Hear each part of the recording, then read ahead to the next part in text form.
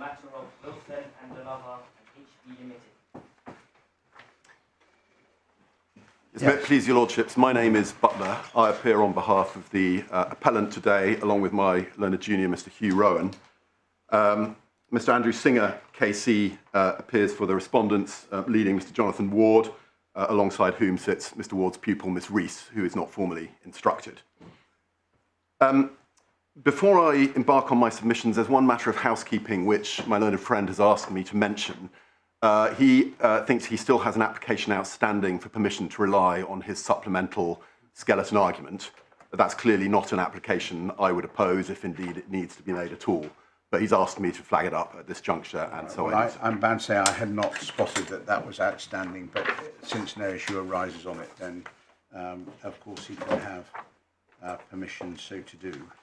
I'm very grateful, my lord. Can I indicate, firstly, I apologise for the late start. I had to hand down judgment in the criminal division at 9:30, so in order to allow me time to move between the two, that's why we're starting at 11. We need to rise slightly after 10 to 1 because one of us has a commitment, but we will start again at 10 to 2 so as to ensure that we keep it on track. You can take it, Mr. Butler, that we've read the papers, we've read the skeletons and the updated skeletons, and we have what we think is a lively appreciation of the issues. Well, my lord, I'm very grateful for that. What I propose to do, subject to direction from your lordships, is nevertheless to start by taking your lordships through some of the key documents and just making some quick points about those. Then moving on to the law, and then developing the grounds at the conclusion of my submissions. But of course, if at any stage I'm moving too slowly, I do invite your lordships to so tell me.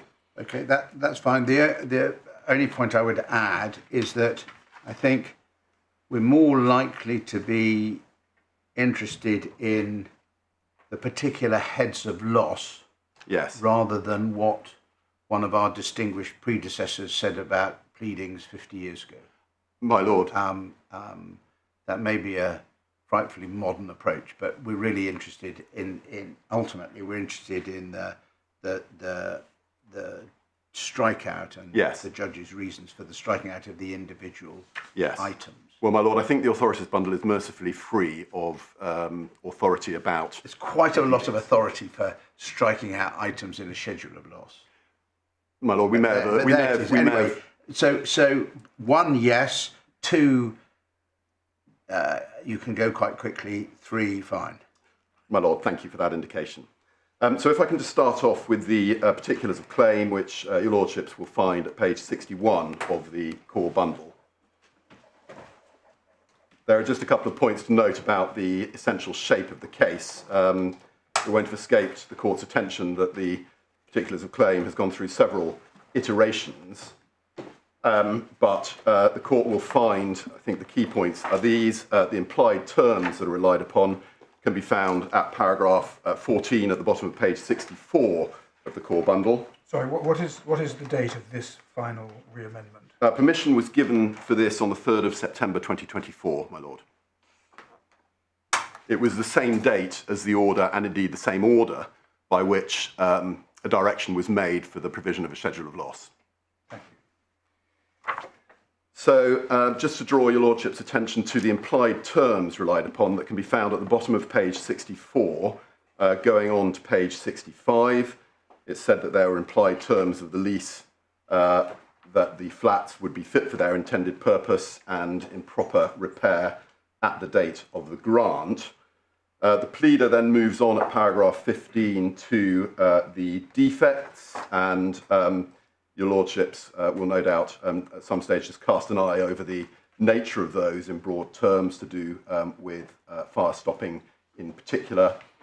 And then the causes of action relied upon can be found beginning at paragraph 21, this now on page 67. Among, I'm afraid, other shortcomings, and obviously this is not my statement of case, the numbering in this document is extremely confusing because the paragraphs are not in sequence. However, at the bottom of page 67, your lordships will find the plea of breach of statutory duty, that's paragraph 21. And then at paragraph 23 on page 68, the bottom thereof, the plea of a breach of the implied terms of the leases.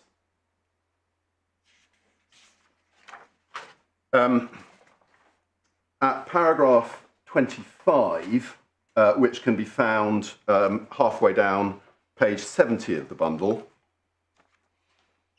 the pleader turns to loss and damage, and at paragraph 25.1, the losses suffered by the management company are set out.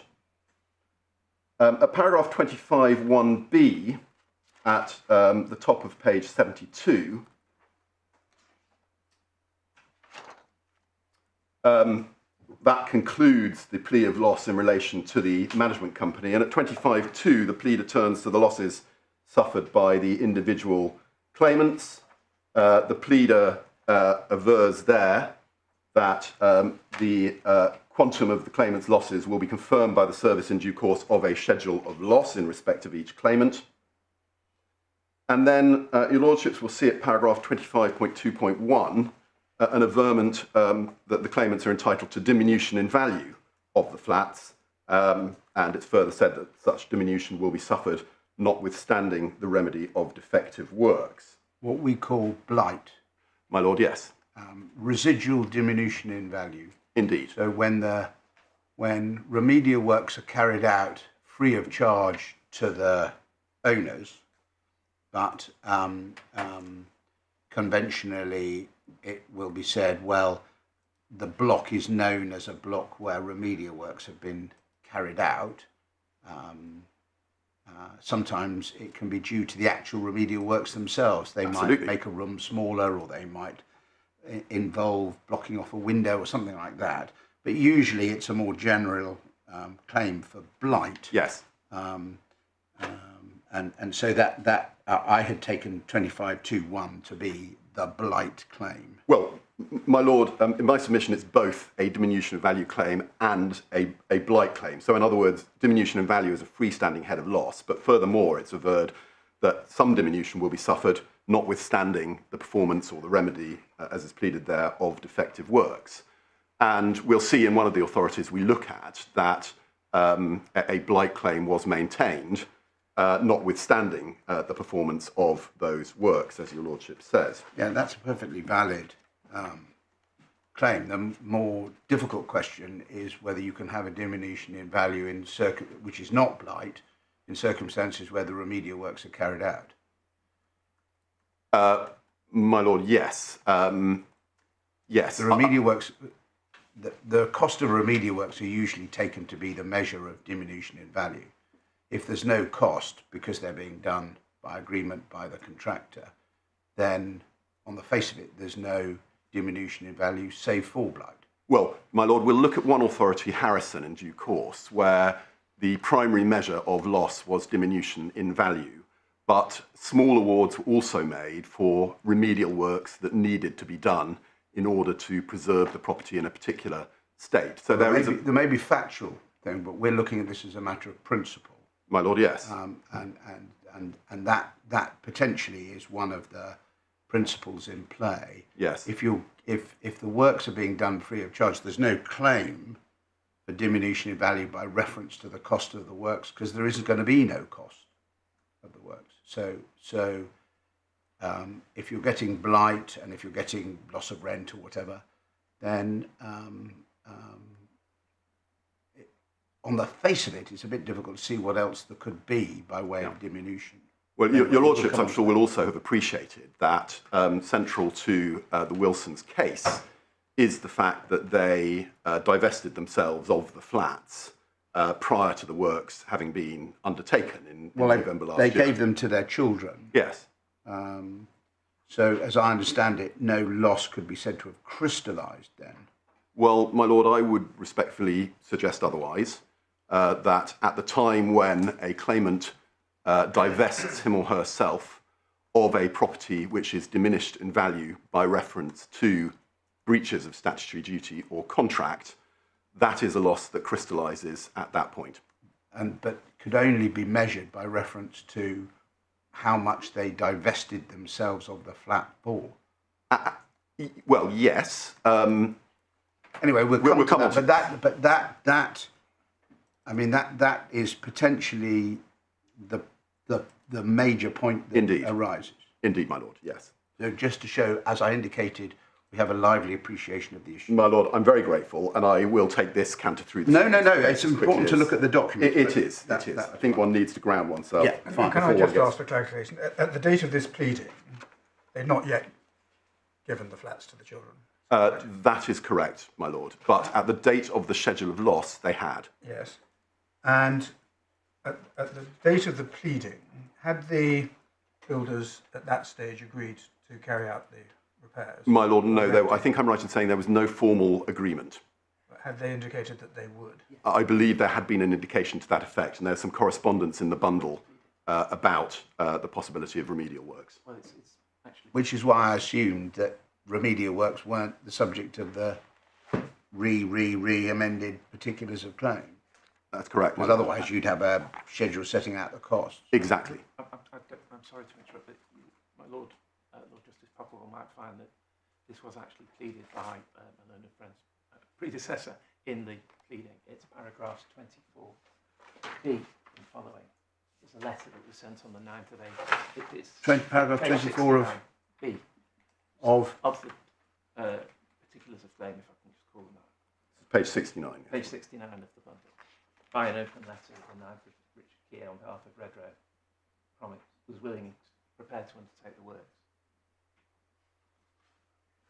And then there's some complaint made that it's not quite clear how much that is, but it said that on a correct 24F, on a correct interpretation of the letter and the adoption of the same, the defenders admitted the defects. That's not Mr. Butler's predecessor. No, that's Mr. Sawtell. It's Mr. Sawtell. He's for the defendant. Sorry, he's for the claimants, for the individual claimants. Was also for, at this stage, also for the individual claimants. Oh, I see. All right. Okay. So there's... When this was drafted, I'm so sorry, when the pleading was drafted by Mr. Sawtell, the appellants were also represented by Mr. Sawtell. Okay. Understand. I'm sorry. Yes. And so what we see is the only claim for repair costs is indirectly through the increased management charge in relation to such remedies as have been undertaken through the management company, and there isn't separately a claim for the cost of remedying the defects because they're going to be carried out by the builders. My lord, yes, that certainly was the indication at that time. Just pausing there, if one were trying to interpret what 25.2.1 means and whether it means it's just a claim for blight or it's also a claim for diminution in value, is that not a relevant consideration? My lord... If there's no claim for the cost of repairs because they are going to be remedied by the builder, one would naturally read 25.2.1 as being limited to blight. Well, my lord, in my submission, it goes wider than that, and the words themselves clearly go wider than that. It's the conjunctive and diminution in value of the flats and will suffer such diminution notwithstanding the remedy of the defective works. I would submit that the most natural reading of that is that if the works of repair are not done, and of course there can be many a slip before works are actually done, then there is a freestanding diminution in value claim representing the difference between the flats in good condition and the flats in weak condition. But even if the works are done, there may still be a residual diminution in value claim. That is how I would read, and I would submit the most natural reading of 25.2.1. Thank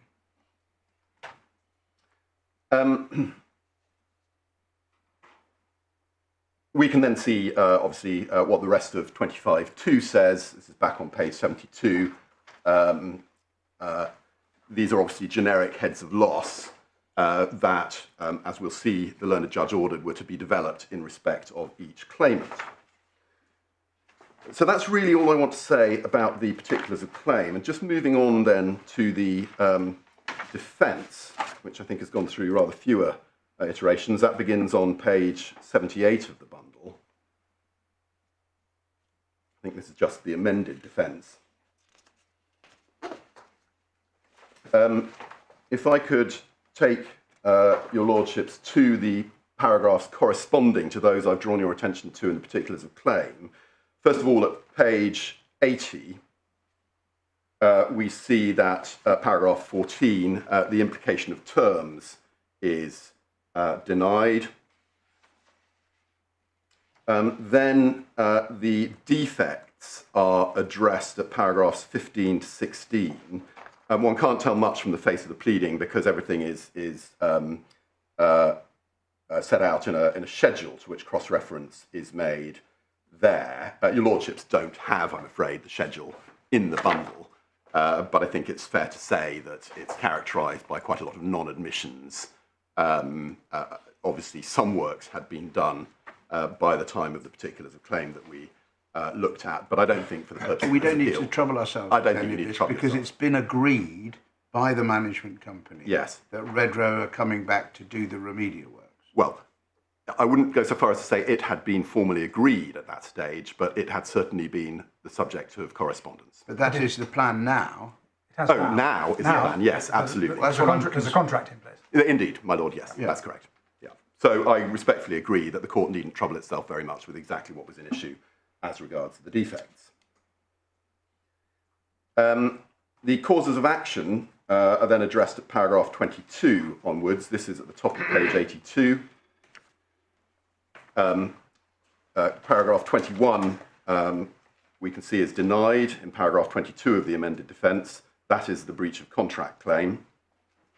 And paragraph 22 is also denied. That's the breach of statutory duty claim. Things have moved on a little since this juncture, as I'll show your lordship shortly. And then we move on to the damages, which are at paragraph, dealt with at paragraph 27 onwards. This is page 83. And of particular relevance is paragraph 29, which your lordships will find 2/3 of the way down page 84.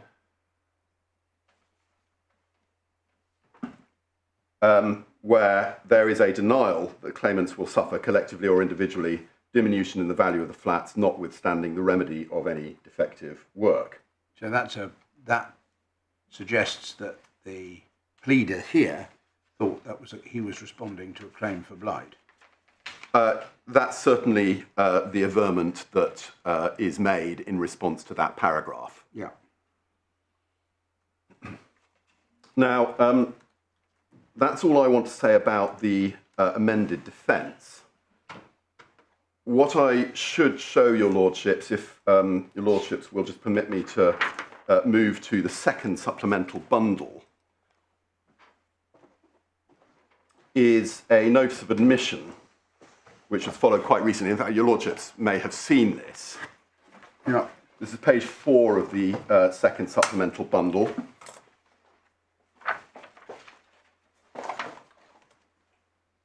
There have been some toings and froings at first instance about the scope of disclosure obligations. And His Honour Judge Keyser directed that if the defendants wished to see their disclosure obligations reduced, it was incumbent on them to make admissions. Essentially, the defendant's position has been that they shouldn't need to give disclosure in relation to defects because they are admitted. This is the letter that was provided pursuant to that order, and your lordships will see. But this doesn't have anything to do with the strikeout either, because these were the two items that were not the subject of the strikeout. My lord, that is probably a fair characterisation, and in that case, my apologies for blowing you off course. I mean, I'm always very happy to wade into TCC case management disputes, but I have rather left that part of my life behind. Yes. So perhaps we could focus on the strikeout. My lord, so be it. Let's move on then to what happened in the light of the statements of case. If we can go to the supplemental bundle and look at the order that was made on the 3rd of September 2024. This is page 1 of the supplemental bundle. I'm sorry, it begins on page 3 of that bundle.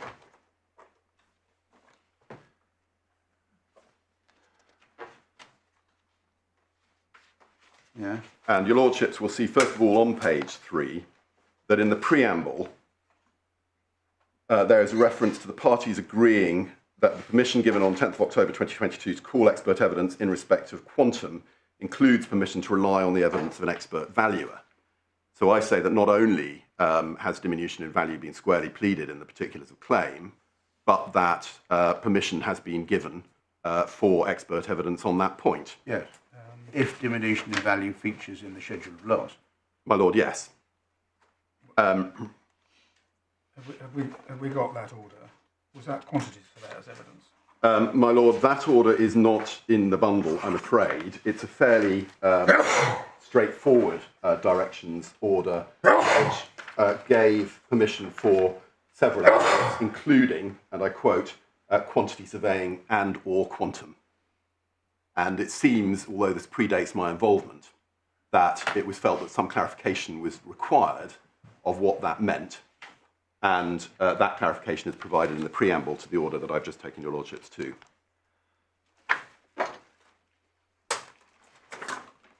So presumably that's a single joint expert, is it? Because it's a valuer single. When you have blight claims, you just have a single joint expert. Well, my lord, no, the order made by His Honour Judge Keyser is predicated on each party having an expert.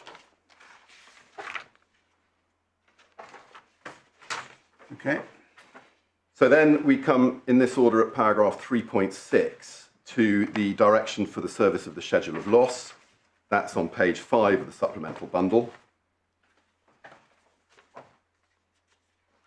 It's a fairly bald order. It doesn't make any requirements of the schedule of loss, save to say that one should be filed and served. And that is the order that then gave rise to the document with which we're primarily concerned this morning, which then begins on page 10 of this bundle.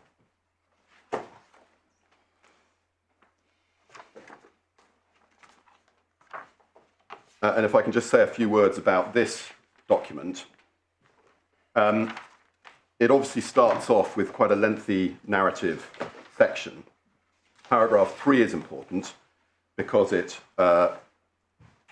alludes to the purpose for which the claimants bought the flat. A married couple who purchased the flat. This is evidence. It has no place in a schedule of loss. This is evidence. Well, my lord, the purpose of the acquisition, in my submission, is a material averment for the purpose of working out what heads of loss might be recoverable. All right, anyway, there's a long preamble. There is. It said then at paragraph 6, well, it said first of all at paragraph 3 that the Wilsons were unaware of the defects when they purchased the flats. Paragraph 6 refers to the provision by deeds of gift in November 2024 to the Wilsons' daughters. Paragraph 11 on page 12 sets out more detail about the rationale for the investment and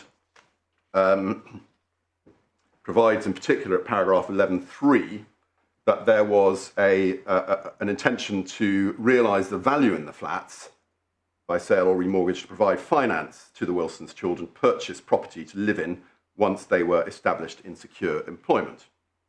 And of course, these flats were, in common with many purchasers of such properties, marketed as buy-to-let investments and were purchased by the Wilsons as such, and that is what emerges from these paragraphs of the schedule of loss.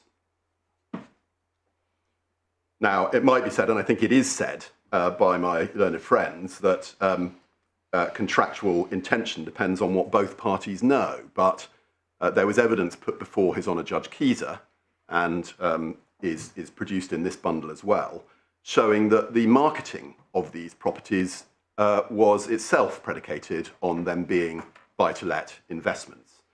So there can be no question of the defendants not knowing the purpose for which purchasers did or might buy them. But that wouldn't include 11.3, would it? Well, perhaps not in that granular detail, my lord, no. Well, But knowledge that they were buy-to-let is rather different from what these claimants intended to do in order to enable their children to... yes, that's true, but and perhaps buy-to-let is a phrase that wraps up too many concepts. These are essentially investments. They're not bought to be lived in by the purchasers. They're bought with a view to deriving rental income and at some stage to realising the capital value. And those are material averments in my submission when one comes to consider what heads of loss are recoverable. There's then, from paragraph 12 onwards, sections on capital values, in which there is regular reference to value and the impact of the defects on value. If I could draw the court's attention to, well, the whole section is material, but paragraph 12 talks in general terms about the performance of property in the Cardiff area and the impact of defects on value. Paragraph 14 then refers to that research being consistent with evidence from local and national estate agents, mortgage valuers, lenders, and preliminary expert evidence from the claimant's expert valuer, whose evidence will be updated and served in accordance with the order for directions. So, if you've got a claim for diminution in value, you identify what it is. You don't say, and you'll see all that when we serve our experts report. Well, my lord... It's all about transparency and openness. My lord, people know what the claim is and how it's put. One always shudders when one sees that sort of averment. I mean, I appreciate that it's not done by counsel, it's done by the Wilsons themselves, and I obviously make allowance for that, but it's all about identifying what the claim is up front. My lord, I have to take that point on the chin. I've conceded fairly regularly that this schedule of loss is clearly not in the form that it would have been in had it been drafted by counsel. But the question is it strike-outable? Is it demurrable, to use the old-fashioned language? It clearly contains, in my submission, a claim for diminution in value. This is all important background to when we get to the actual heads of loss themselves as to how those heads of loss are to be interpreted. They are, and I hope my client won't mind me saying this, being present in court behind me, tortuously drafted. I accept that. But the claim is there in my submission. Well, there are 5 items in the particulars of claim, so one would expect to see 5 heads of loss by reference to those 5 items. My lord, yes. But anyway, you'll come back to the question of diminution in value. Yes. When we get there. My lord, I'm not sure I got onto paragraph 15, but just to draw your lordship's attention to the words close paragraph 15, that the ability to leverage investment in residential property through secured borrowing at low interest rates has a very significant impact on the value of the property. And this feeds into my submission. It's a general statement.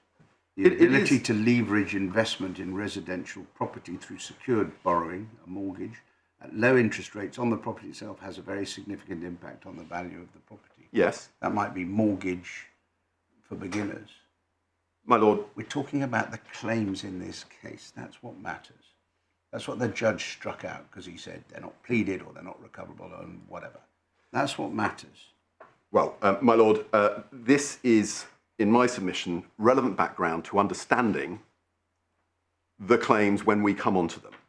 And we can see that if we look at paragraphs 16, 17, and 18, which flow from the paragraphs that I've just been directing your lordship's attention to, which refer to, although not yet defined, the 2016 defects, the 2019 defects, and the 2024 defects. All of them said, as one would expect, to have had and negative impact on the prices or the value of the property.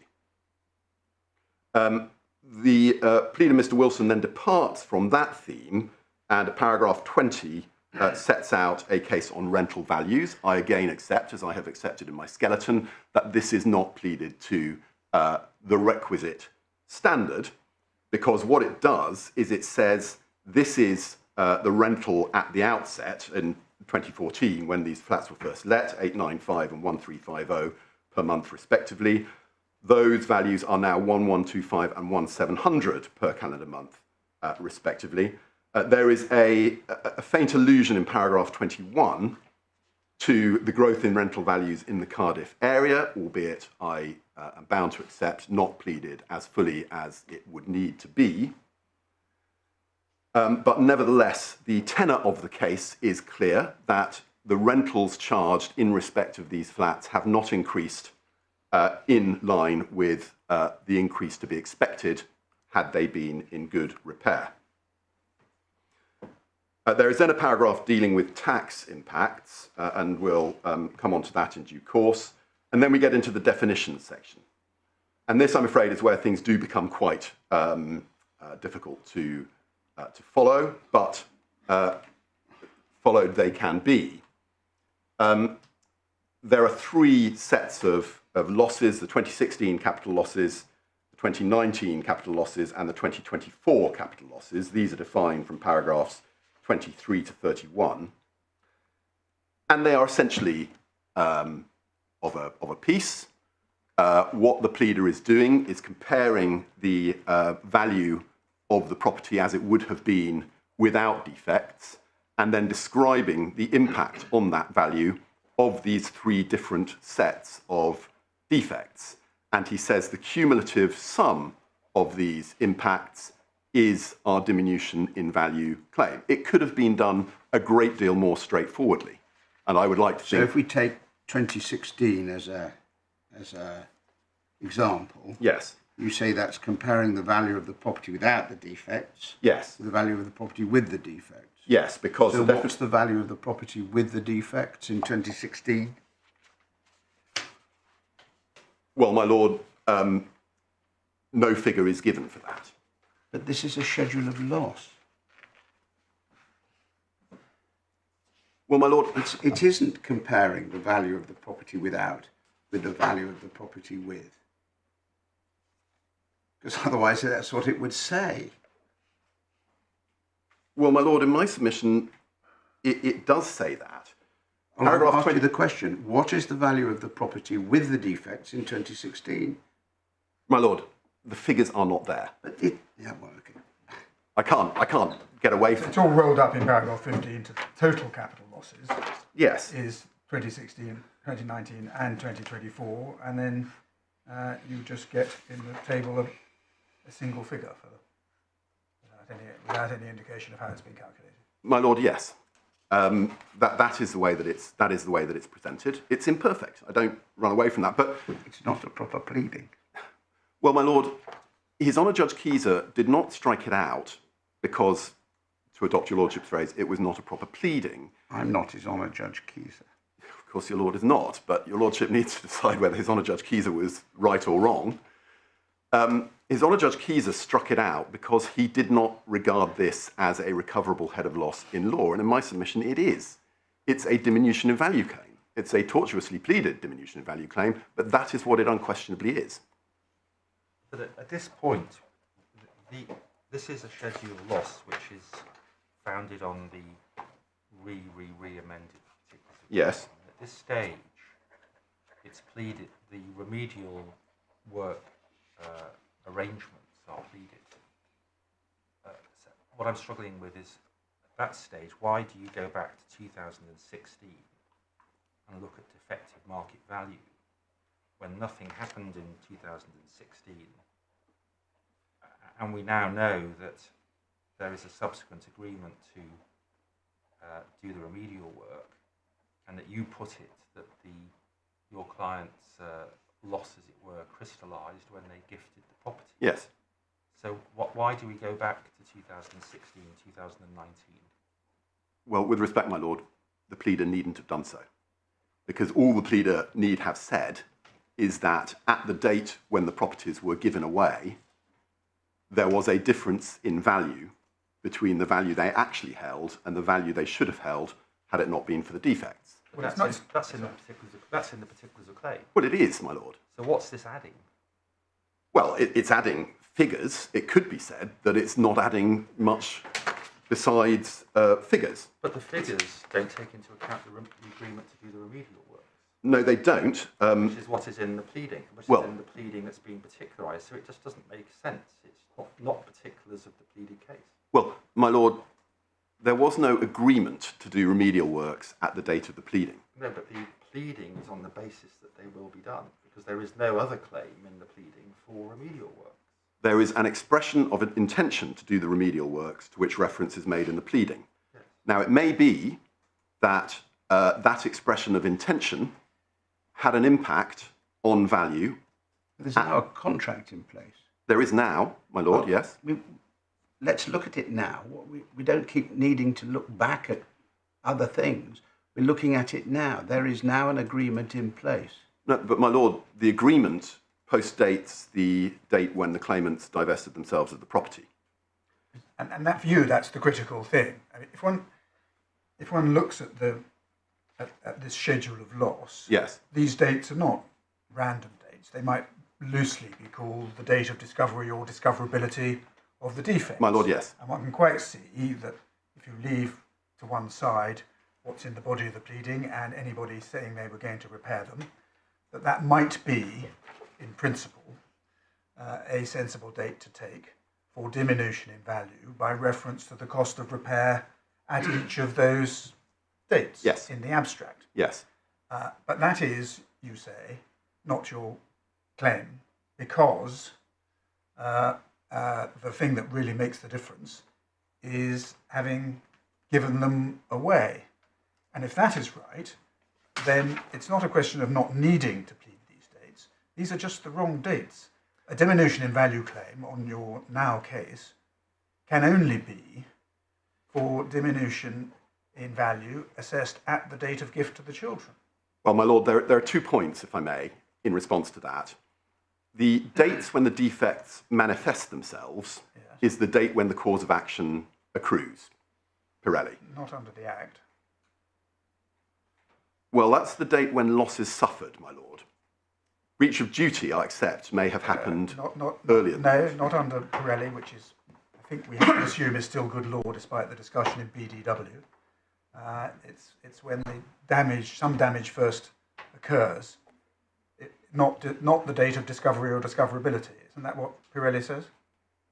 Sorry. In tort. Sorry, my lord. Your lordship's absolutely right. But we don't have a tortious claim here. The fault is mine. And the date for assessment of damages Yes. is not tied to the Yes. date of the accrual of cause of action, although it has to be after the accrual of The cause of fault action. is mine, my lord. I used the word manifested itself. That was the wrong word to use. Yeah. The date the cause of action accrues is when the damage occurs. I accept that. in tort, but not under the Act.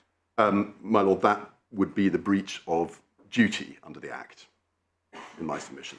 No, but the Act has its own deemed provision, doesn't it, for when the cause of action arises?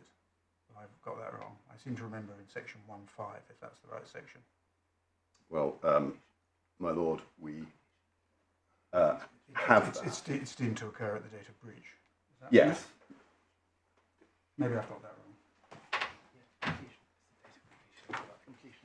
Yes, the date of completion of the works. Date of completion of the works, all Yeah. right, not Yeah. damage. So if we're dealing with cause of action, Yes. we've got a claim under the Act, Yes. which cause of action accrues then, and we've got a claim in contract in which the cause of action accrues at the date Yes. of breach, Yes. which is, again, I think it is said, at the date of the building. Yes. So if we were concerned with cause of action, none of these dates got anything to do with My it. lord, that's probably a fair point. I mean, it could be the case that these dates are entirely immaterial. And in my submission, what... No, but before we get there, the date at which one assesses damages is not always the date of the cause of action. In contract, for example, under the compensatory principle, prima facie you look at date of breach, but if you need to look at what's happened since in order properly to measure compensation, then you look at what's happened since, and I can see a cogent argument for saying, in a case of a defective building, if you're going to measure diminution in value generally by reference to cost of repair, then you've got to wait until the defects manifest themselves and what it's then going to cost Yes. to repair, which you're not going to be able to judge in the latently defective building Yes. at the outset. Yes. So I quite understand that it might, but for these other considerations we've been talking about what the main body of the pleading says and the repair is going to be conducted by the builders. In a simple case where the owner might have to carry out the cost of repairs themselves, I can see an argument at least for these being sensible dates at which to choose the diminution in value. But what I was putting to you, and I'm sorry, you'd only got halfway through your answer, but what I was putting to you is your case now seems to be these aren't the relevant dates because of the problem that the remedy is going to be carried out by the builder. That the relevant date is the date the loss is crystallised by giving it to the children. My lord, yes. And so that date isn't in the schedule. And that date isn't in the schedule at all. Well, it is in the preamble that we looked at the top. It is in paragraph 6. Yes, but that isn't to be found in any of the definitions. No, that's, In paragraphs 23 onwards. there's a statement, but there isn't an attempt, even in unparticularised form, to quantify the diminution in value by reference to that date. Indeed, My lord, it's purports to be quantified by reference to quite different dates. My lord, I have to accept that is the case as well. However, in my submission,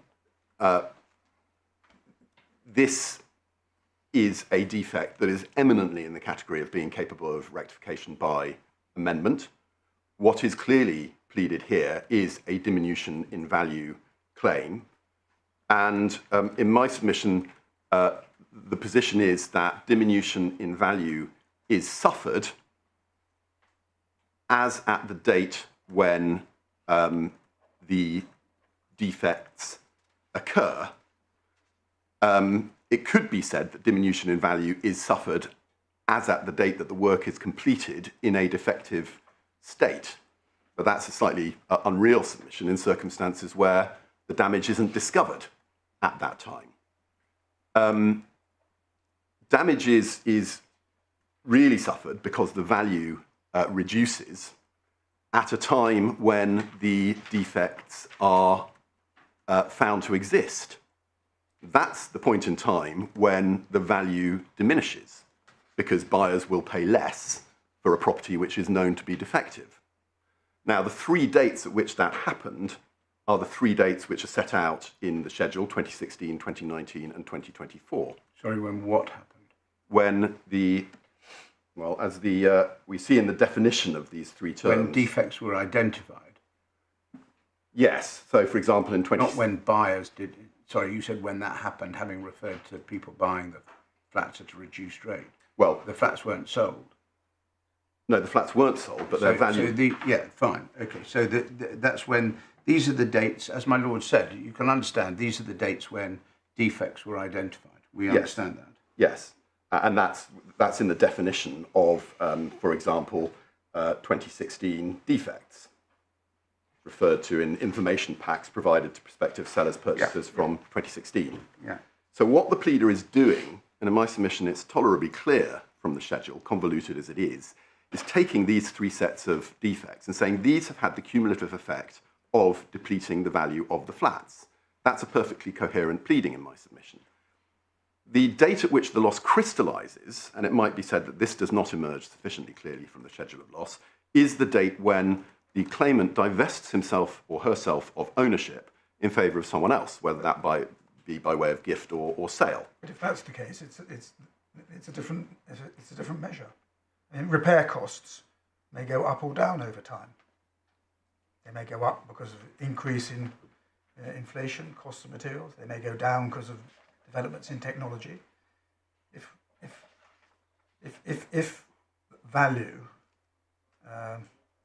defective value, is as it often is to be measured as the difference between market value and what it costs to repair at that time, on the case we're now looking at, date of gift to the children, that just won't be the same amount as in 2016 or 2019 or 2024 defect, will it?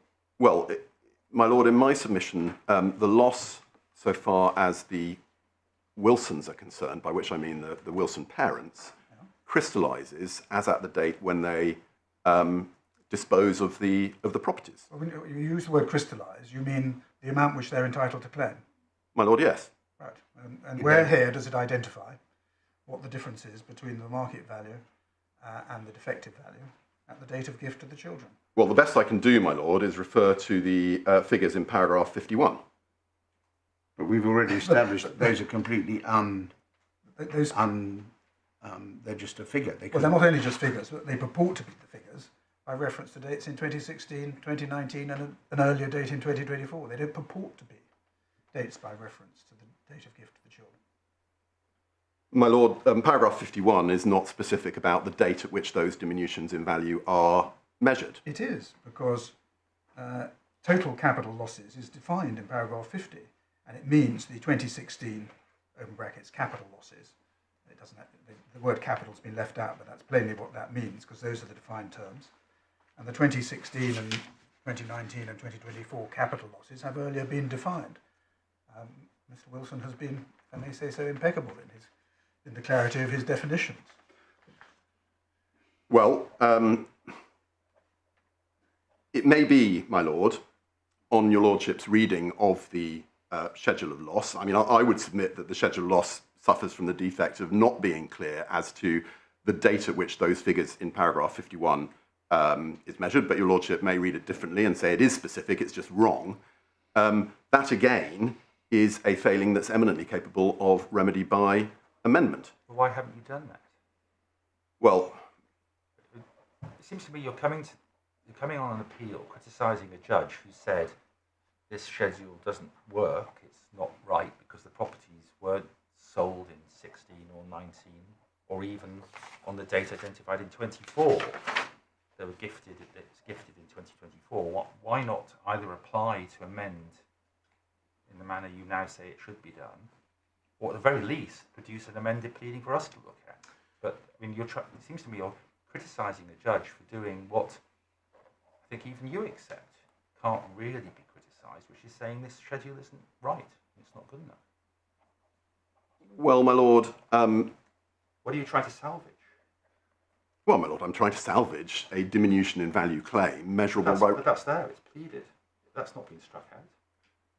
Well, my lord, I respectfully agree with that. It's there in paragraph... Well, why don't you plead it properly now then? Well, my lord, that will... Rather than trying to persuade us that we should overturn the judge and reinstate this pleading, which you have come to us and said none of it actually needed to be pleaded, and doesn't identify the crucial date or the diminution in value as at that date. I'm not sure what this is all about. Well, my lord, I do maintain that a claim for diminution in value is open to my client. Well, it is because it's pleaded. Because it's clearly set out in the particulars of claim. But that hasn't been struck out. And that hasn't been struck out. So what are we doing? So what are we doing? What's been struck out is the schedule of loss. Well, my lord... you don't seem to support. my lord, it's certainly, I think... my These two are great, aren't they? No. I could pack my tent and go home. My lord, a colleague of mine very recently in the Supreme Court referred to the exercise of whack-a-mole. I wouldn't be nearly so disrespectful, but one could understand. But you have to accept that both my lords do it very nicely. Oh, my lord, without a doubt, as is always the case. Well, you don't have to accept that. No, you don't, but I'm sure you But it's probably best not to disagree. It is always the case in this court. Yes, as to the question of an amended pleading, my lord, rightly or wrongly, we've taken the view that this court is here to decide whether the judge was right or wrong. We say that the judge was wrong, even on the material before him, because notwithstanding the undoubted imperfections in the schedule of loss, there was sufficient there to demonstrate the nature of the claim that the claimants were endeavouring to make. It is certainly the case, I think, that if my learned friend were to be asked whether he understood the claim for diminution in value to be on foot, he would answer that in the negative. He would say that the claim is gone because it's been struck out, and indeed it appears that all the defendants think is on foot is the service charge claim, which is the subject of the notice of admission. So at the very least, the parties need clarity as to precisely what is or isn't an issue. But I respectfully adopt my Lord Justice Phillips' analysis of the particulars of claim, which is that diminution in value is squarely pleaded, irrespective of what the schedule of loss says or doesn't say. And so in one sense, it might be said, we've got a trial coming up. We have to strip aside some of this wasted effort and cost and try and identify what's actually an issue. I know that sounds boring and pragmatic. Yes. But that's actually what we're all about. Yes, my Lord, I understand that. Can I ask you this? I think we've been round the course now on this claim and whether it's a diminution in value claim and so on. Let's just proceed on the basis of your premise that there could be, there isn't, but there could be a diminution in value claim which crystallised in November 2024.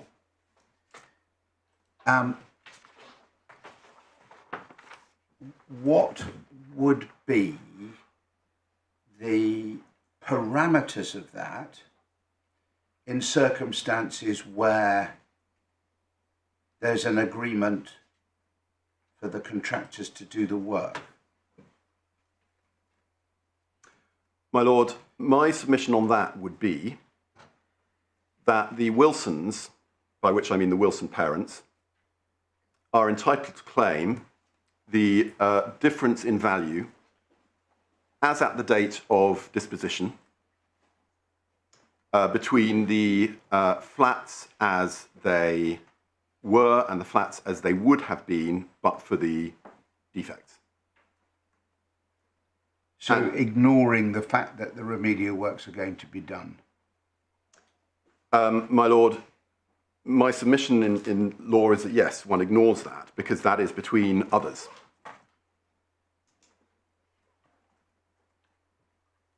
Very much as if the Wilsons had sold to unconnected third parties who had paid a reduced price because of the defects.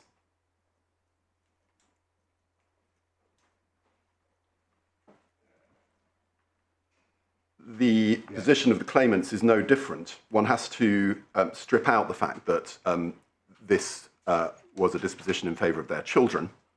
The fact of the matter is they have parted with possession of these flats. One also has to strip out the fact that they were given as a gift. We do not claim the difference between the value in the defective state and zero. We don't say, of course, we don't say that the claimant should be entitled to recover all of that. They chose to give them away as a gift. They could have sold. That's a mitigation point. Had they sold, they would be likely to have received a lower price than would have been the case but for the defects.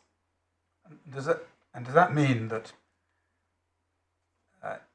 insofar as remedying the defects can be confined to individual flats, may not be generally, but just conceptually, suppose it were, there would be, the Redrow could simply say, well, we're not going to do that to these two flats now, because we've had to pay for diminution in value, and if they did do that, could the children claim for the cost of putting it into a habitable state? If not, why not?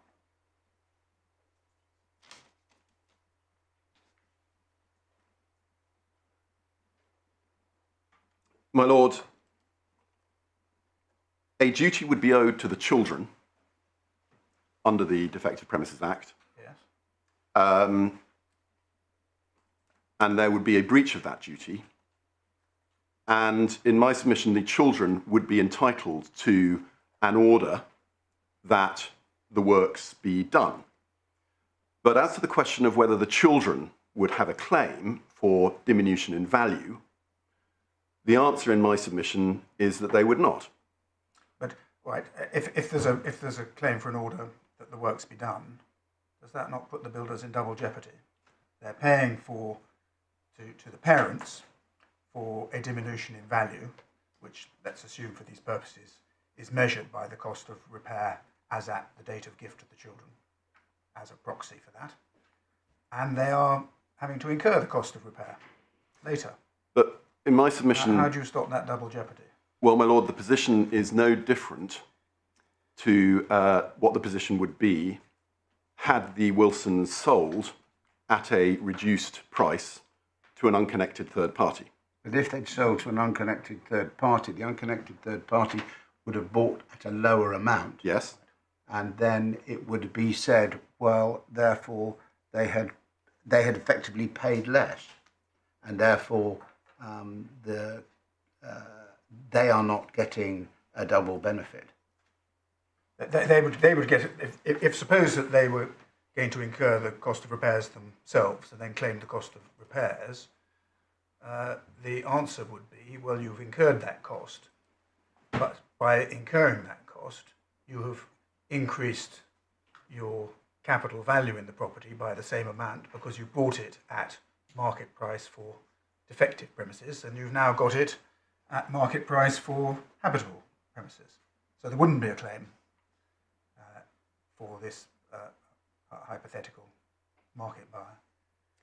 So it's different for the children because they get it by gift. My lord, no, it's not different for the children because they get it by gift. I mean, in some ways, and I think your lordship appreciates this, it's a hypothetical question because the works of repair are not... Well, it is, because it's not the pleaded claim.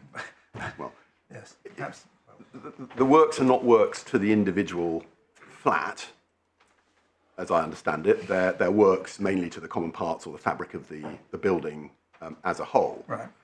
In the situation that your lordship puts to me, the answer might well be, well, it would be in my submission, that there's no claim for diminution in value, whether or not the children or the notional third-party purchasers could get an order requiring the works to be done, is a moot and, as far as I'm aware, undecided point.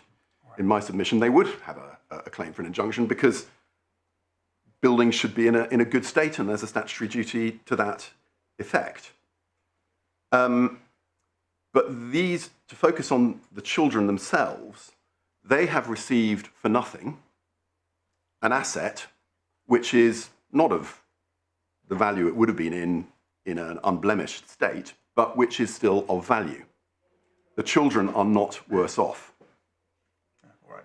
But I think I understand your primary case, which is the Wilson parents, if there was a diminution in value which is crystallised at the date of gift to the children, that's the loss they've then suffered because they've only been able to give their children a property worth less than they otherwise would. And that is a loss to them, and we shouldn't worry about what the position is in terms of exposure to a claim by the children. Is that a my lord, I characterising your argument? I think I have to confront the children's position to some extent, not least because my learned friend says there would be essentially a double jeopardy. There would be no claim for diminution in value because the children are not worse off. That's my submission on that. But the position of the Wilsons is clear. They gave away a property which should have been valued at X pounds and was in fact valued at Y pounds, and they are entitled to the difference between X and Y.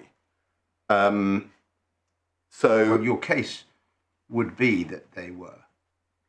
That is my case.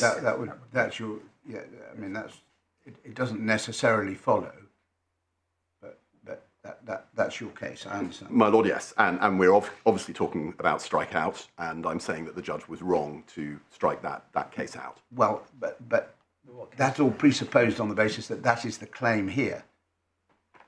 Well, my lord, if we concluded that that isn't the claim here, then it's a very interesting point, but not for us. Well, my lord, in that scenario, we're in the territory of permitting where the court can see that a claim is capable of being salvaged by amendment, it ought to give that opportunity. Then we go back amend. to the question of, well, there's the question of the framework pleading.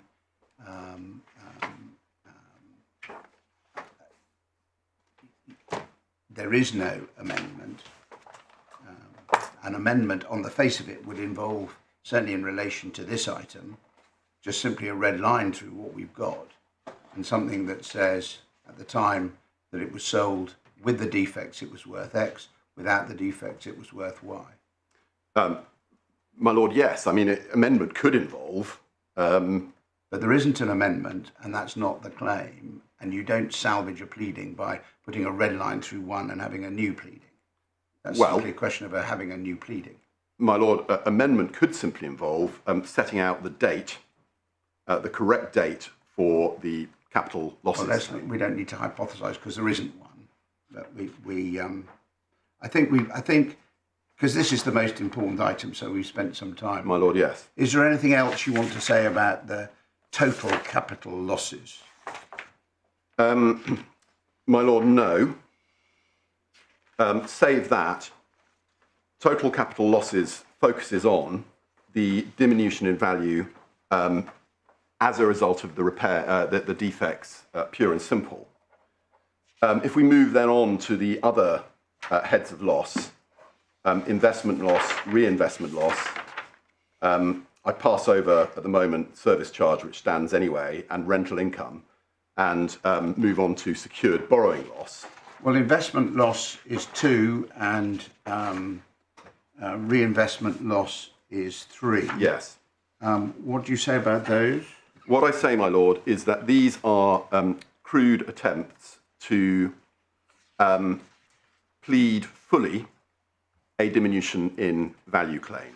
What the pleader is endeavouring to say is that in considering diminution in value, one needs to consider not only the impact of the defects per se, but the knock-on effect, if you like, of the uses to which the property could be put. Well, I'm not quite sure. Let's look at the definitions. Paragraph 44, investment loss is just the same as total capital losses, but instead of being by reference to these actual flats, is by reference to property generally within the Cardiff area. Yes. And reinvestment loss is similar, but in relation to the Greater London area. Yes. What the judge said was essentially what was happening to prices, both market and actual, in the Cardiff area generally, or in the Greater London area, doesn't tell you anything about capital value loss. Well, loss of capital for these particular flats. My Lord, why was he wrong about that? Because, my Lord, the approach that the judge adopted, and he can, with respect, be forgiven for having done so, is that he thought this was an averment about what the Wilsons would have done but for the defects with these properties. In other words, he read this as an averment that the Wilsons would have essentially raised capital by mortgage and then acquired another property in Cardiff, or acquired then further property in London. And he correctly pointed out that the Wilsons had not pleaded that they would do that.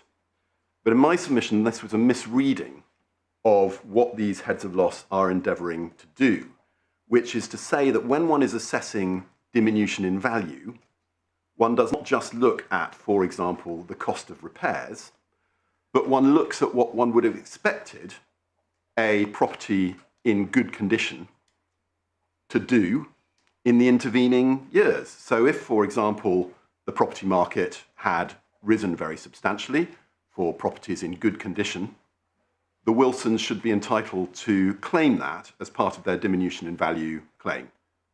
But That is all this is capital just loss. all this is just a constituent element of assessing the market value in the state it should have been and the market value in the state it was. My Lord, I That would be respect... one valuer who gives that opinion as to what that difference is. My lord, I respectfully agree with So that what are we doing? characterisation. So what are we doing?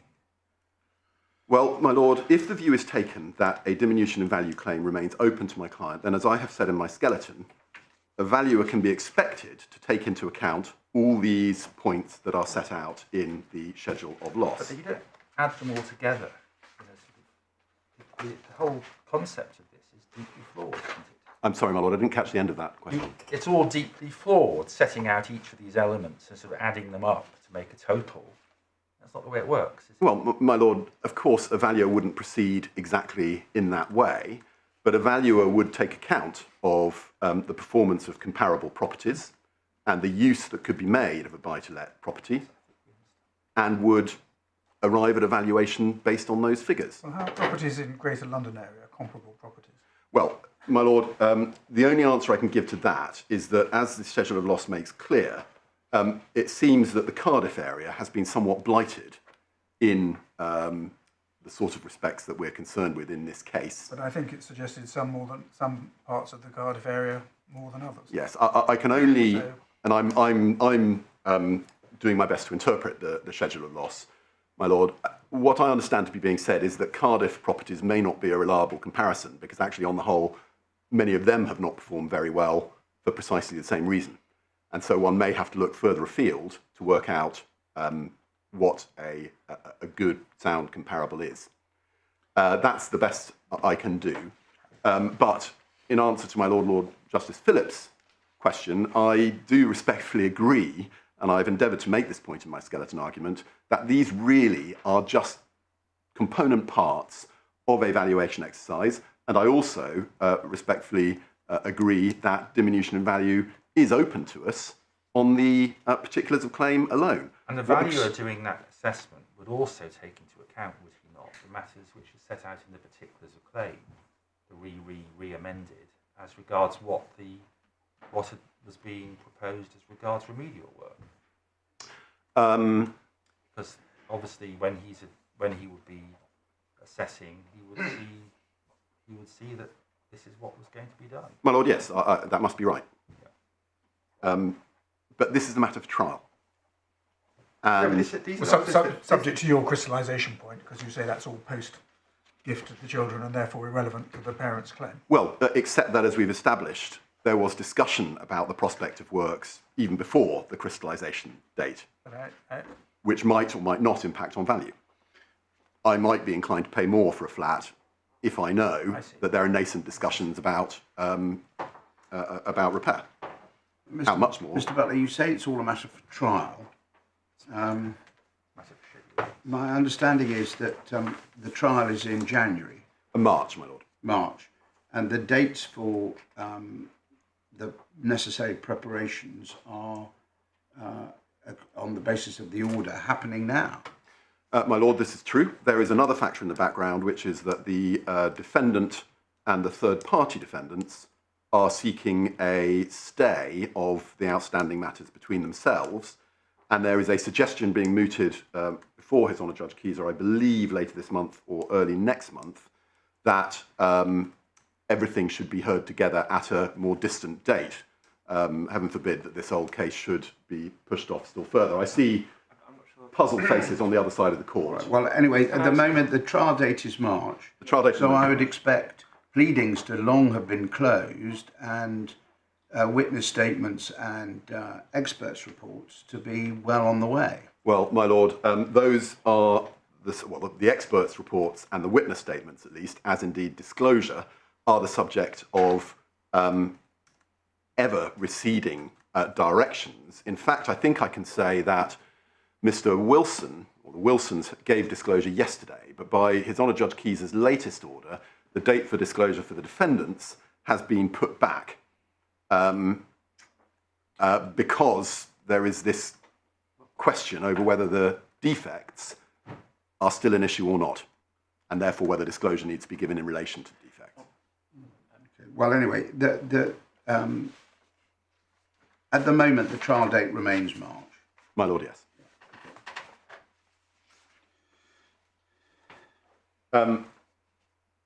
Nevertheless, and taking on the chin as I must, the court's, or some elements of the court's critique of the schedule of loss, this is and was, when it came before the judge, a pleading that was capable of being saved by quite straightforward amendments. The date of the crystallisation of the loss in the case of the diminution in value claim, and in the case of the rental claim, a fuller pleading about what rents should have been recovered as opposed to what rents were recovered.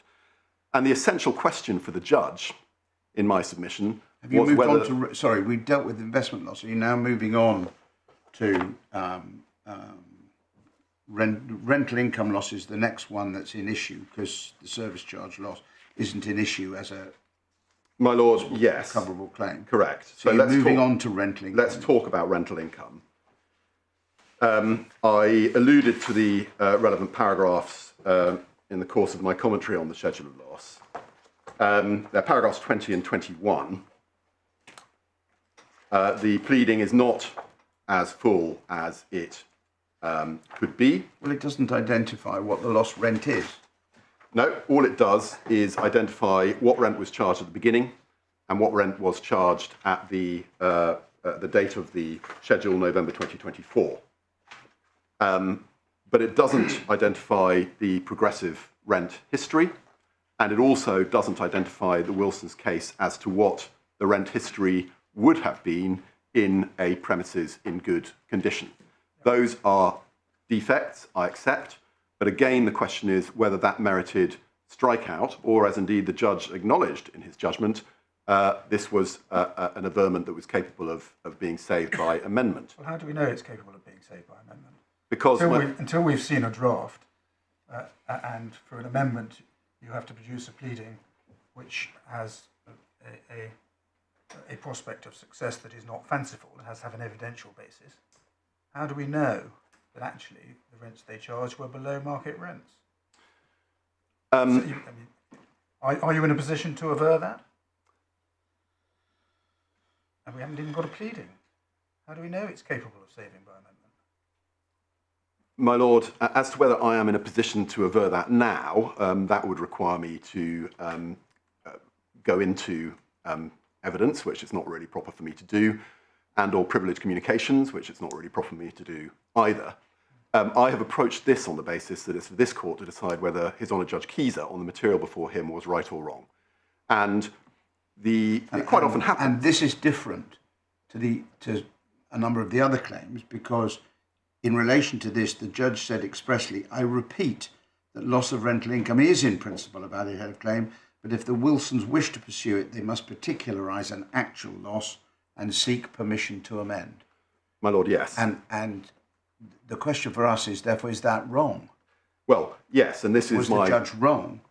This is my ground two, which is that the correct approach on strikeout, ground three, I beg your pardon, my learned friend correctly reminds me that ground two is not pursued, but ground three was to say that the judge should have taken a different approach where he saw a claim that was capable of being salvaged by amendment. The answer in my submission was not to strike out and to then invite amendment. The answer was to give the Wilsons an opportunity to amend before considering whether the claim should be struck out. I mean, strictly speaking, a claim that was reintroduced now by amendment or following strikeout might, well, I'm not going to, it would probably be rash to get into questions of limitation or how procedurally that might be done. But it is, in my submission, accepted trite law that the correct approach on a strikeout, and there's authority in the bundle to this effect, is that if the judge sees that there is a chance of a claim being salvaged by amendment, as the judge saw this claim was, it is right to give an opportunity for that to be done before striking out, rather than as a response to it. Well, why haven't you done it? You've had 4.5 months, 4 months since the decision. If it's capable of being remedied by amendment, why hasn't an amendment been produced and an application made to the judge to amend? Well, my lord, because rightly or wrongly, we've taken the view that what this court would be wanting to do was to look at the position as it was before His Honour Judge Keyser. The production of material for the first time in this court, which was not before the judge. I'm not suggesting in this court. You could have been back before His Honour Judge Keyser with an amended pleading. Well, my lord, with respect, we wouldn't have got very far, I think, doing that in circumstances where His Honour Judge Keyser has struck the claim out. Well, in circumstances where he said it may be capable of being remedied, and if so, you should make an application for permission to amend. I mean, this isn't a small point. It's all about court resources. If you've done that and he'd granted it, we wouldn't be dealing with this. My lord, I'm bound to accept that. The position is as it is. I do not have a schedule to provide for you. What I can say is that this is not a complex or intricate set of facts that would need to be averred. The way this would appear is fairly plain. You have a table on one with two columns, one column saying these are the rents we've received, another column saying these are the rents we should have received. We agree, which is why we are surprised that wasn't done originally. Well, because that would have been very straightforward. my lord, yes. But I don't think, certainly speaking for myself, and my lords may be in the same position, I've never granted permission to amend without seeing the amendment first. My lord, no, but that's not what we're saying His Honour Judge Keyser should have done. What we're saying is His Honour Judge Keyser should not have struck out because he should have seen that this was a claim that was capable of being salvaged by amendment, even if the amendment was not before him. And that commonly happens on strikeout applications at first instance. The judge is not... Here we know, and as the judge said, the rental claim is in the particulars of claim. Yes. So the production of the, as you say, it is a simple claim for loss of rent would have been straightforward. My lord, and would still be straightforward. And but subject to the question of timing and the fast approaching trial date if it stays at March 2026. My lord, yes. Well, my lord, Anyway, we are... That's that one, because that is different, isn't it, to the first three that we've looked at and some of these other ones that we're coming to look at, because that is plainly within the original pleading, the parent pleading, and that is something which the judge expressly said could be recovered, but you've got to particularise an actual loss. Yes, but at the risk of labouring the point, we say he put the cart before the horse by striking out rather than giving an opportunity to amend as he should have done. But he didn't rule out an opportunity to amend. He said you could do it. My lord, yes. So there's a potential danger of angels on the end of a pin. Well, there is, and in some senses, this has parallels with the argument about diminution in value, because we say it's there. It could be more precisely and accurately fleshed out. I think that overstates it. Anyway, that's that item. Then secured borrowing loss. My lord, this falls into the same category as the investment and reinvestment losses. In other words, it is a facet of diminution in value. A value attaches to these flats as vehicles on which borrowing can be secured, or should. Assuming it's a legitimate head of loss, how much is claimed? My lord, I mean, there isn't a number. There isn't a How number. can that be a proper particularisation of the head of loss?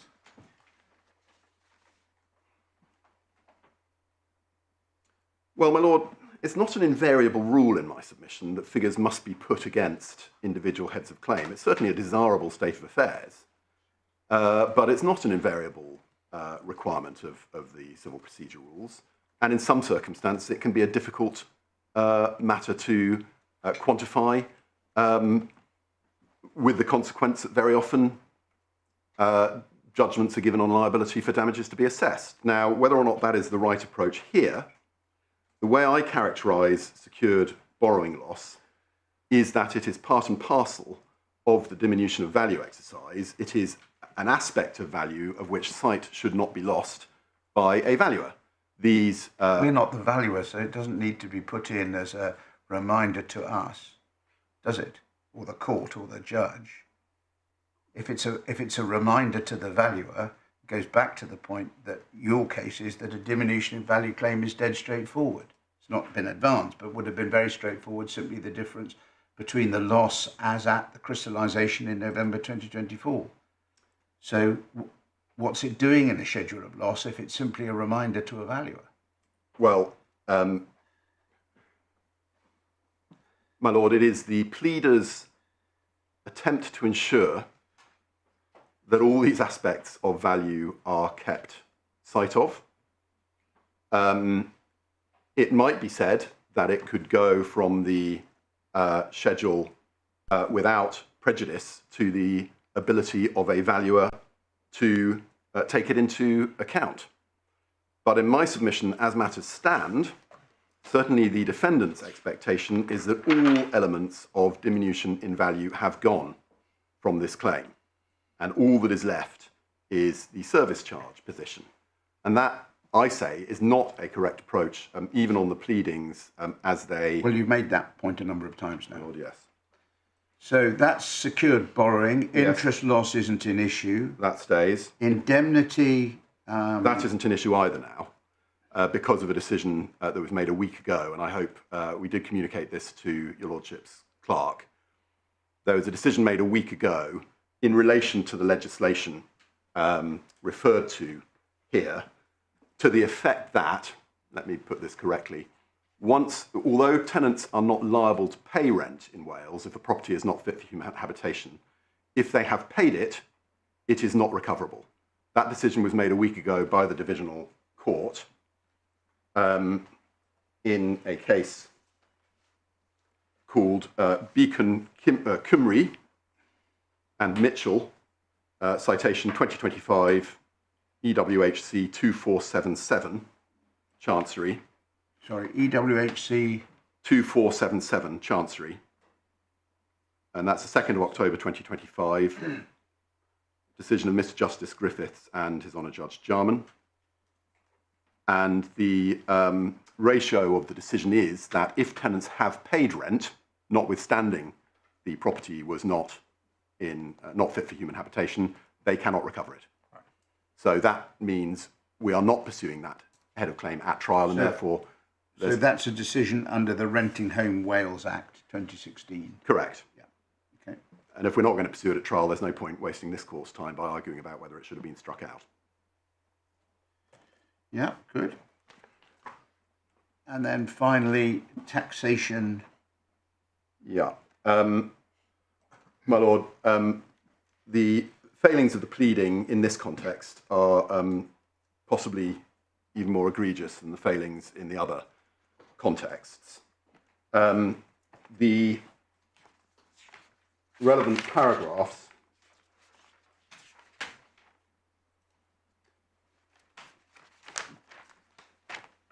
forgive me, there is a paragraph in the narrative which I somewhat passed over, the narrative section of the schedule of loss, paragraph 22. Yes. These are, I think, fairly characterised as hypothetical averments about ways in which the Wilsons could have dealt with the properties in a more favourable way from a tax perspective than the ways in which they did deal with them. It's also said that having given the properties away at the ages the Wilsons are now, as opposed to earlier, increased the risk of exposure of the estate, their respective estates, I should say, to inheritance tax. And it's averred that insurance is available to cover such risk. So that wouldn't be a loss they would suffer? In my submission, it would be, it's their estates that are taxed. So it means that the value of their estates is depleted. And it's properly characterised as a loss they suffer rather than the children. The children themselves are not liable to pay inheritance tax. It has to be paid out of the estate in my submission. And these are losses that are in the reasonable contemplation or not subject to remote. Well, my lord, there's clearly likely to be an argument about that. It can be characterised in much the same way as some of the other heads. In my submission, it is not too remote to say that a person who buys a property as an investment will have an eye on the ease of transmission to subsequent generations and the tax implications of transmission. But that is a matter for argument at trial rather than a strikeout. Can I just come back to paragraph 22?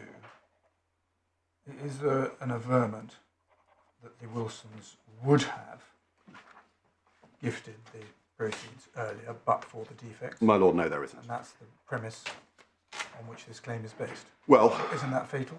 My lord, that averment is not there, but... And isn't it a necessary averment for any tax claim based on that having occurred earlier? It is if one is to set up a tax claim by reference to what would have happened as opposed to what did happen. I have to take that on board. And there is no averment to that effect. I take that on board as well. This could be characterised as another, to use Lord Justice Coulson's phrase, reminder to a valuer that it is a component part of value. But I appreciate that I'm not quite sure I followed that. Well, my Which lord... part of the open market value is affected by the cost of a IHT insurance premium? My lord, I mean, you're doing a very loyal job hanging on to as many of these heads as you can, but I'm bound to say this seems to me to be completely hopeless, not least because there's no figures again. Yeah. Well, my lord, I am not going to put this before the court as a... Stone bonker cert, as Tony Hancock would call it. My lord, I'm certainly not going to put it before the court as that. I think I've made all the points that can be made about it. Okay. So those are the individual items, and we've taken you slightly off your course, but I did warn you that we probably would, because I did warn you that what we were interested in were the individual items of claim. Yes. Well, those are at the heart of this appeal, my lord. Yeah. I mean, what I haven't done is I haven't advanced any submissions on some of the many authorities that are in the bundle. I know your lordships will be very familiar with many, if not all of them. And so where do they take us? I mean, you've made the point that in relation to rent, the judge should have done it the other way round. We understand that submission. But where else do these authorities take us? I mean, the judge summarised the general approach in his judgment. It's quite a long paragraph, but it seemed to me to be a relatively workmanlike summary of the principles, paragraph 10. He accepted in principle that diminution in value was a legitimate head of loss. yes. So, so far as the principle is concerned, is there anything in the authorities that we need to look at? Well, my lord, there possibly is one point of principle arising from the manner in which the properties were disposed of by the Wilsons. And I will, if I may, take you to that decision at least. It's not a decision concerned with defective buildings. It's a case called London Corporation, and it can be found at tab 5 of the authorities bundle, page 11.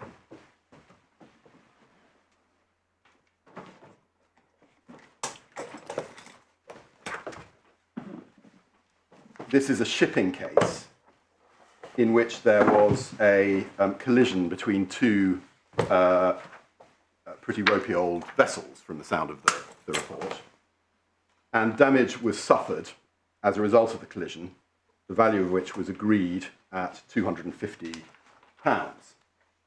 But the twist was that the damaged vehicle was sold to be broken up, so the repairs were never done. And the question was whether, in those circumstances, the claimant could recover the agreed cost of repairs. Well, I haven't looked at this, but my guess is that the answer is yes, of course he could. My lord, it is. And this goes... But there's lots of building cases in which that was held, that it's not... that the mere fact that the works aren't done doesn't affect the measure of loss.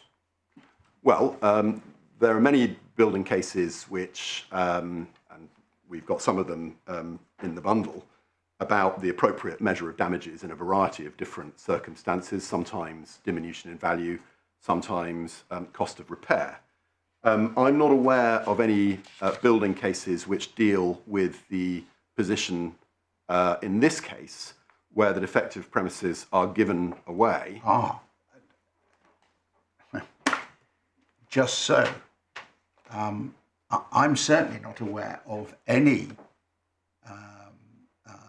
authority.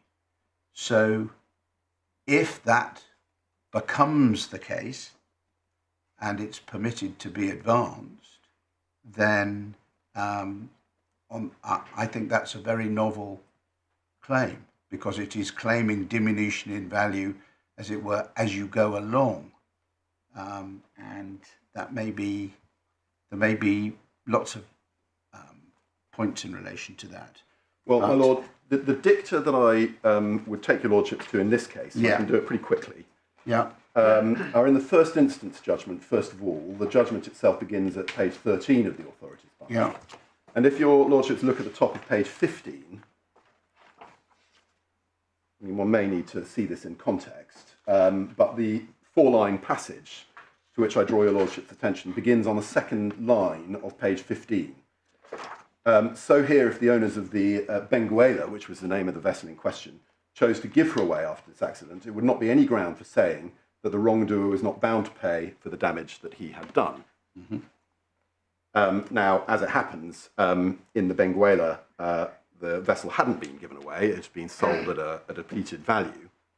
But these are important dicta in my submission that support my submission that where a property is disposed of as a gift, if that's the right terminology, or assigned without a premium, that is a matter between the claimant and the assignee. And it doesn't affect the measure of damages. But the wrongdoer was not bound, it would be wrong to say, there would not be any ground for saying the wrongdoer was not bound to pay for the damage that he had done. In this case, Redrow are paying for the damage that they've done because they are repairing the flats. So it becomes an entirely temporal issue. But in my submission, if the wrongdoer chooses to delay, as has happened in this case, then the wrongdoer is at the mercy of how flat owners may treat their flats in the meantime. But that begs a whole load of questions about whether there's delay, whether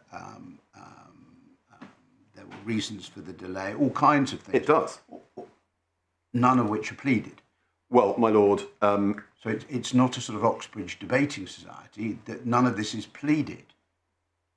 If you want to say, well, we gave away the flats to our children in November 2024, so we suffered a loss even though we accept the remedial work's going to be done. One understands that's a claim which would need to be carefully pleaded, properly pleaded out, and does give rise to a novel point. There may be something in it, I don't know. Well, but certainly I do know that there's no authority in a building case in which a builder was liable both for diminution in value, say for blight, which we can put to one side because this is not a blight claim, put to blight to one side, that's the point. There's no authority that a builder is liable both ways, as it were. Well, in this case, the builder has now agreed that the works will be done. The works haven't been done, but there is an agreement in place that they will be done.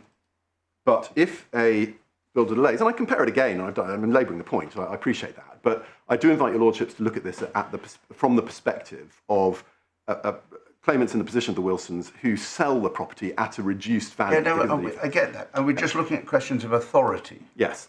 And so you're showing us this, and I'm just making the point. I completely agree with what is said here. But the key words, the wrongdoer was not bound to pay for the damage that he had done. It wouldn't be right to say that. And one understands that. It must be right. Yeah. It's a matter of first principles. My lord, the only other part of the judgment that I would like to refer you to is some observations that were made on appeal by Lord Justice Greer. And that is at the bottom of page 19, where he describes the fact that the vessel has been broken up before the damage is determined as an accidental circumstance which ought not to be taken into account in the way of diminution in damages any more than it is in a case of the sale of goods where the difference in market price and contract price is always allowed, regardless of the fact that having regard to what the purchaser has done, no such damages are in fact suffered by him. Yeah. Now, in part underlying my learned friend's opposition to this appeal, as I understand it, is the contention that in circumstances where the flats have been given away, no loss has been suffered. And I respectfully disagree with that, because what has been given away is of lesser value than would have been the case but for the defects. It is an accidental circumstance of which the wrongdoer should not be entitled to take advantage. So there are parallels between the London Corporation and the present case, notwithstanding, as my learned friend observes in his skeleton, this is not a buildings case. Nevertheless, the way in which the Wilsons treated this property is a matter for them. And reference is made in my skeleton, although I appreciate this is not, again, something in the pleadings, that in order to make good their intentions for their children when they bought these properties, the Wilsons have had to look to other of their assets. Now, in fact, I say that wouldn't need to be pleaded because it's not, the cause of action isn't made or broken by that, but it does show that the Wilsons have suffered loss because in order to do what they wanted to do, they have had to find the funds from other sources apart from these properties. So they are worse off. They had to find the funds to do what, sorry? To assist their children with their property purchases, which was part of the original purpose in making these acquisitions. These flats were meant to serve that purpose, but they didn't. Now that is... it's not pleaded, you say, so I don't think I need to worry about understanding it.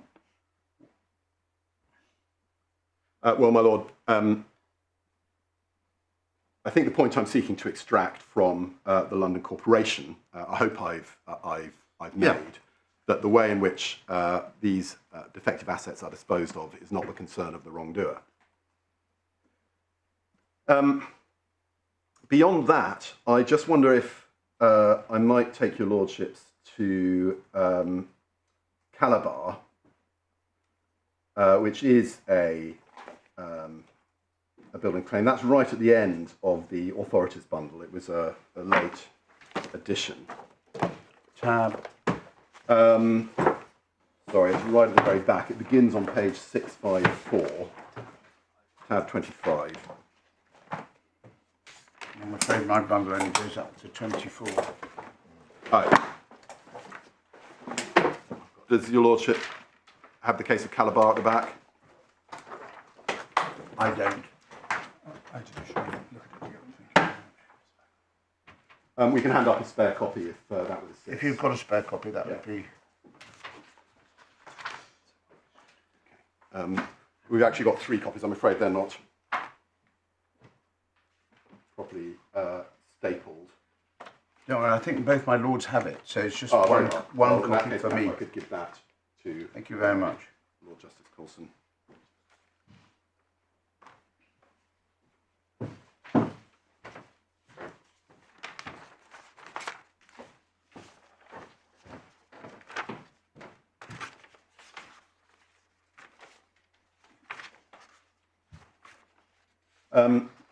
Calabar, You know how people refer to cases, lawyers refer to cases, and you sort of have a mental pigeonhole. I haven't looked at this case. I can't remember what it's about. I just have a mental pigeonhole that there was something odd about it. well, So I may be completely wrong, but that's my mental pigeonhole. Well, So your Lordship, correct me if I'm wrong. Your Lordship it may not be the last time your Lordship looked at it, but your Lordship did look at it in Bellacassa and Vinestone. It was quite a long time ago. Indeed, and your Lordship can be forgiven for not remembering. But in fact, did I say there was something odd about it then? that hopefully at least slightly vindicates my decision to take your Lordship to it now. Okay. This is a case in which the claimant took an assignment of a 99-year residential lease, only to find that it suffered from water penetration, for which it was held the landlord was responsible. It's worth noting in passing, although I don't think it matters, this was a claim brought entirely in breach of contract. There was no mention, as far as I can see, of the Defective Premises Act. But the position, as we can see from the head note, is that following the trial, the judge awarded two heads of claim: the cost of redecoration, reduced by a third for betterment, and general damages for discomfort and inconvenience.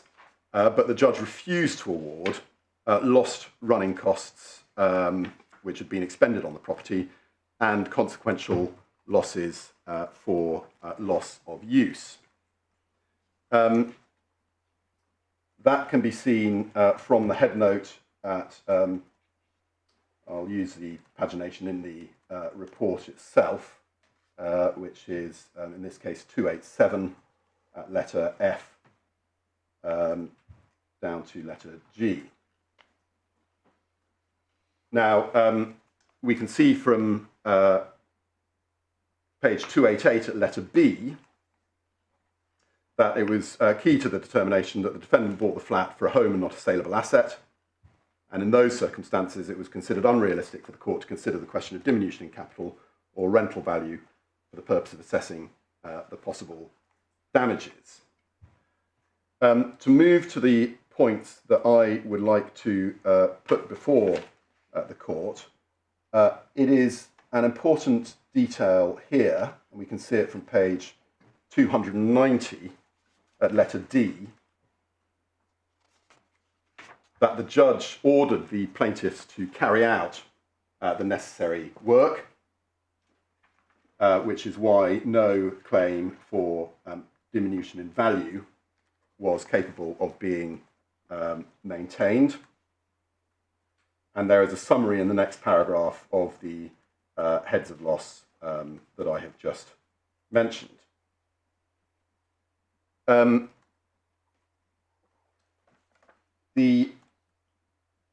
If we can move forward to paragraph 294, sorry, page 294,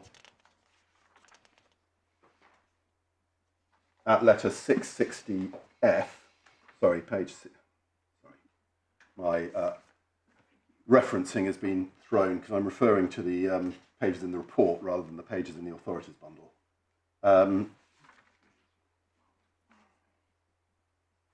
I'm grateful. Yes, 293 of the report is the marked up passage. And at letter F, there are dicta to this effect. If the claimant had bought the lease as a speculation intending to assign it to the knowledge of the plaintiffs, the alleged diminution in rental or capital value might be the true measure of her damage. That may not be a controversial proposition, but it certainly applies to this case where the Wilsons intended or bought these flats with that intention. And then another interesting feature which supports an observation that I have made in my skeleton argument is to be found at page 664 of the authorities bundle, which is page 297 of the report.